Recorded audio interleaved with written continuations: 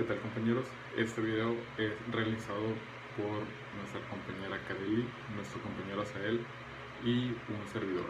En este video trataremos algunas de las siguientes teorías sociológicas, como el positivismo, el estructuralismo, el funcionalismo, el materialismo histórico, la teoría comprensiva y la teoría crítica. Hola, buenas tardes chicos. El día de hoy yo les voy a hablar del tema del estructuralismo y el positivismo. Voy a pasar a darles una breve explicación. El estructuralismo es el movimiento teórico que inicia en Francia en las décadas de los 60, especialmente en el área de las ciencias humanas y sociales. Los trabajos se agrupan bajo el nombre de estructuralismo. Están caracterizados por considerar que el lenguaje tiene una función clave en el desarrollo de la actividad humana y en sus funciones. En este movimiento ha tenido repercusiones muy importantes a nivel teórico y práctico en disciplinas como la lingüística, la sociología, la antropología, la filosofía. Algunos nos preguntaremos qué es el estructuralismo. El estructuralismo es un enfoque teórico de metodología que plantea que es todo sistema sociocultural. Existe una serie de estructuras, formas de organizar, que condicionan o determinan lo que ocurre dentro de dicho sistema. Así lo que estructuralismo estudia específicamente son esas estructuras. No obstante, a partir de esto se vuelve inevitable analizar las conexiones entre ellas, es decir, el cómo dan forma a distintos sistemas socioculturales y a la actividad humana. El lenguaje como estructuralismo viene siendo un movimiento que tiene una historia más o menos específica. El término estructuralista tiende a ser aplicado a cualquier análisis que tenga como énfasis las estructuras subyacentes o un fenómeno y sus relaciones. Es decir, puede considerarse como un estructuralista cualquier escuela de las ciencias que tiene como prioridad el orden más que la acción. Aunque muchos de sus aportes son bastante complejos, podemos resumir las tres ideas que nos ayudan a entender algunos planteamientos clave para el estructuralismo aplicado en las ciencias sociales. Uno de ellos es el sistema está compuesto por estructuras. Una estructura es un modo de organizar las partes de un todo, incluyendo el conjunto de sus relaciones. Para el estructuralismo, estos modos se organizan. Las estructuras son los que los que producen más que nada el sentido a la actividad humana, social o cultural, lo cual vienen siendo sus propiedades, sus fundamentales lingüísticas. En otras palabras, las estructuras son el conjunto de símbolos a través de los cuales creamos sentido, son el conjunto de los significantes con los que interpretamos al mundo o nos relacionamos con él. De ahí que para el estructuralismo es toda la realidad tiene una naturaleza simbólica, es decir, está determinada por el lenguaje entendido como un orden de lo simbólico.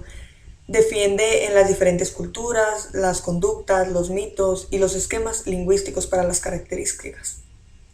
Relevan patrones comunes a la vida humana, más que nada. El punto número 2 es la estructura determinada, la posición que ocupa cada elemento. Del punto anterior se deriva la idea de que toda actividad humana, así como sus funciones, incluida la cognición, la conducta y la propia cultura, son construcciones ya que están medidas por los símbolos, es decir, no son elementos naturales y lo que es más, no tiene significado por sí mismos, sino que solo tienen sentido dentro del sistema de lenguaje donde se encuentran, es decir, en el lugar donde nosotros hablemos un lenguaje. Es el lenguaje el que nos habla, determina cómo comprendemos y actuaremos en el mundo. Por eso el estructuralismo se relaciona de manera importante con los semiónica, el estudio de los signos, los símbolos, la comunicación y la creación del sentido. El punto número 3 que les voy a mencionar a continuación también viene siendo el de las estructuras, son lo que se encuentra bajo lo aparente.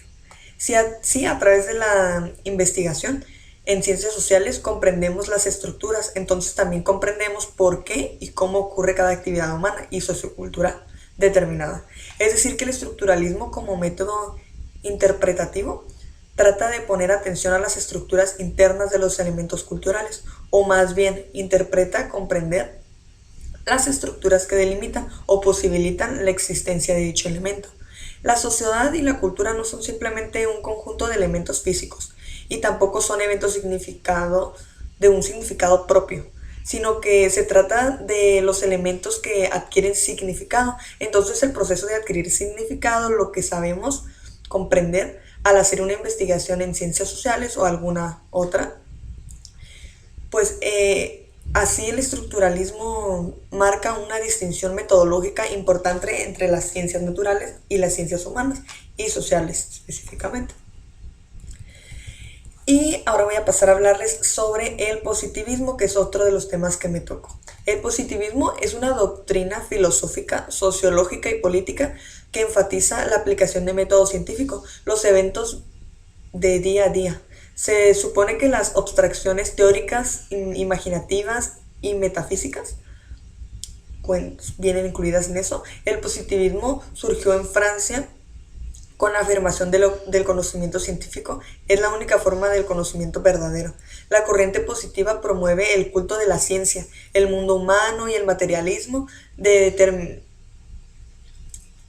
detrimento a la metafísica y al mundo espiritual. A partir de ese saber se pueden explicar cosas prácticas como las leyes de la física, de las relaciones sociales y de la ética. Es también una clasificación totalmente clasificada del conocimiento y la ética humana, donde se confía de la introspección como el medio de alcanzar el conocimiento. La metodología del positivismo también es otro subtema. La metodología básica positivista es la observación de fenómenos. Se privilegia de la observación sobre el espectáculo, sobre los hechos, dejando por fuera todo conocimiento que no pueda ser comprobado científicamente. De este modo, la experiencia sensorial sería la única generadora de todos los concretos positivos a partir del mundo físico o material. Por otro lado, podemos ver que no hay objetividad en la información obtenida, en los fenómenos observables. Estos serían inaccesibles a la ciencia, pues ella solamente se fundamenta en teoría comprobadas por los métodos científicos o válidos. En lo positivo se notan dos orientaciones: la orientación científica, que se busca hacer efectiva una división de las ciencias, y la orientación psicológica, una línea de teoría de la sociología que investiga toda la naturaleza humana verificable. Los tres estados del positivismo también se los voy a brindar. Viene siendo la idea clave del positivismo, que es la ley de tres estados evolutivos del ser humano, a saber, es el estado teológico, donde el ser humano busca la explicación más que nada para la realidad por medio de entes sobrenaturales. Y el estado metafísico es el cual los dioses son sustituidos por entidades abstractas como el éter para explicar la realidad. Y el tercero es el estado positivo de la humanidad, donde se explica el porqué de las cosas, sino el cómo, a partir del dominio de las leyes causa o efecto. Espero hayan entendido al respecto del estructuralismo y el positivismo y les haya gustado mi tema y les haya podido dejar algo al respecto. Que tengan una excelente tarde y los dejo con los videos de mis compañeros. Hasta pronto. El funcionalismo.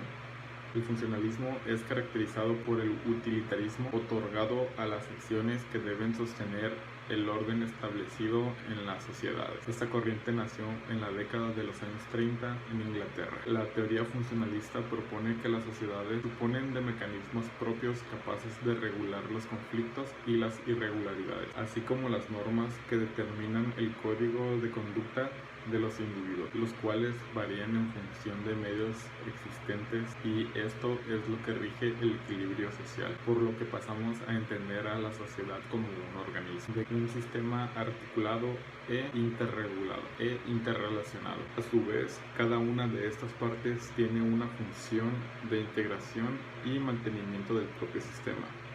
La teoría hace énfasis en que todas las acciones realizadas dentro de una civilización son orquestadas por una estructura social. Su principal base es la teoría de sistemas, la cual dice que para que la humanidad pueda subsistir es necesario adaptarse al ambiente, el modelo de tensiones, que se unan todas las clases sociales y que se persiga una finalidad. En la materia de ciencias sociales, en la década de los años 20 nació el funcionalismo en Estados Unidos después de la guerra. El ejemplo más claro de funcionalismo en los medios de comunicación masiva es que el mensaje transmitido logra impactar de la manera deseada a la audiencia. Este es considerado como funcional. Estos medios cumplen diversas funciones, tales como el control, la manipulación de información, crear una necesidad en la audiencia de algún producto, así como entretener o informar de sucesos de relevancia. Harold Lasger, muy influenciado por Freud, utilizaba estos conocimientos en el estudio de la propaganda. Materialismo histórico. Lenin dice que el mundo existe independientemente de nuestra sensación, de nuestra conciencia, de nuestro yo. El materialismo elemental es profesado en forma inconsciente por los naturalistas. A cada paso encuentran cuerpos, objetos materiales, sus propiedades, leyes que son independientes de su conciencia. Marx y Engels toman lo valioso de la filosofía y dan origen al materialismo histórico. La filosofía de Marx va unida a la dialéctica. Para ellos, la energía, la teoría celular y la teoría darwinista del origen de las especies. Ellos enuncian la teoría el desarrollo que abarca la materia inorgánica, el mundo orgánico, la vida social y la conciencia de los hombres. Aplican el materialismo a la vida social, leyes del desarrollo social y fuerzas motrices materiales. Lo convierten en doctrina filosófica en medio de la transformación de la sociedad, en arma del socialismo y el comunismo. Kant decía que el espacio y el tiempo no existen objetivamente, al margen de la conciencia, sino que son el modo que se vale el hombre para contemplar la naturaleza. El conocimiento humano se usa para percibir el espacio y el tiempo. Si no hay conocimiento, no hay espacio y tiempo. También existe el dualismo filosófico, que propugna que hay materia y hay espíritu, y ninguno de los dos tiene primaz. Así pensaba Descartes. Este camino conduce al idealismo. Los idealistas también son monistas. La conciencia es lo primero, lo humano es secundario. Según ellos, todo es conciencia. La teoría comprensiva es una corriente sociológica que explica a la sociedad una serie de relaciones e interacciones subjetivas. Fue creada por Max Weber, filósofo, historiador, economista y sociólogo alemán que es considerado el padre de la sociología.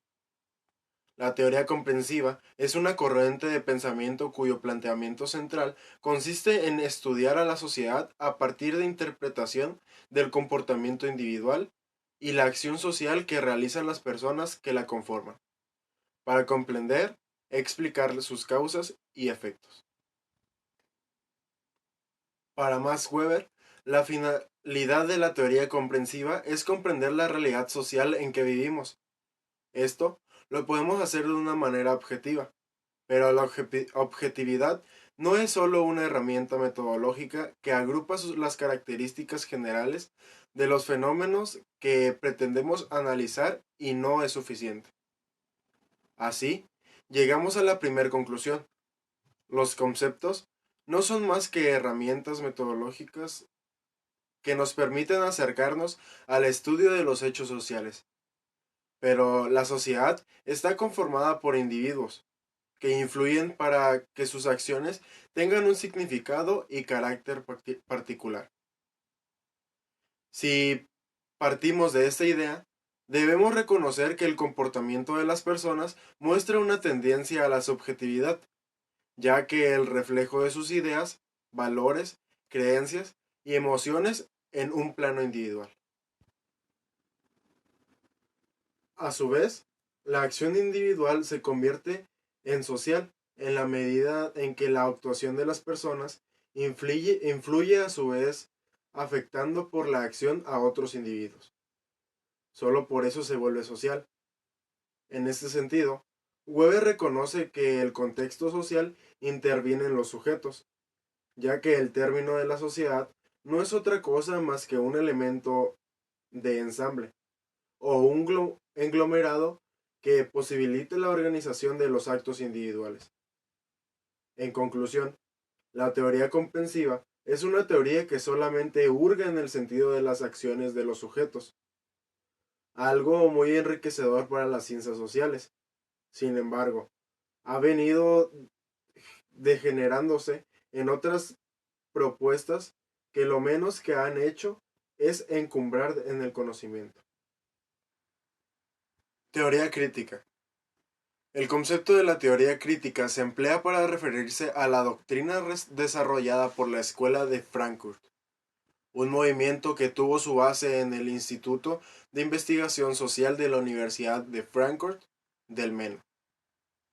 La teoría crítica, en este sentido, entendía que el contexto económico, político y social vigente por aquellos años resultaba diferente al planteamiento del marxismo.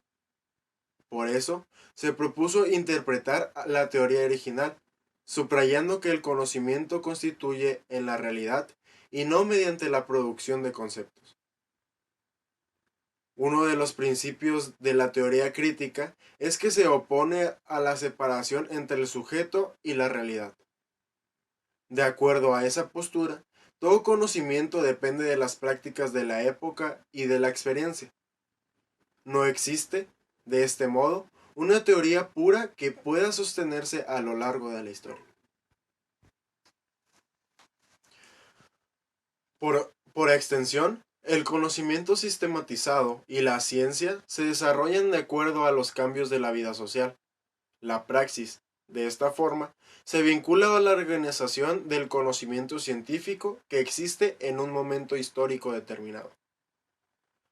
A partir de estos razonamientos, la teoría crítica presenta especial atención al contexto de la sociedad y se opone a las teorías cerradas, apostando por una construcción del saber de tipo dialéctico.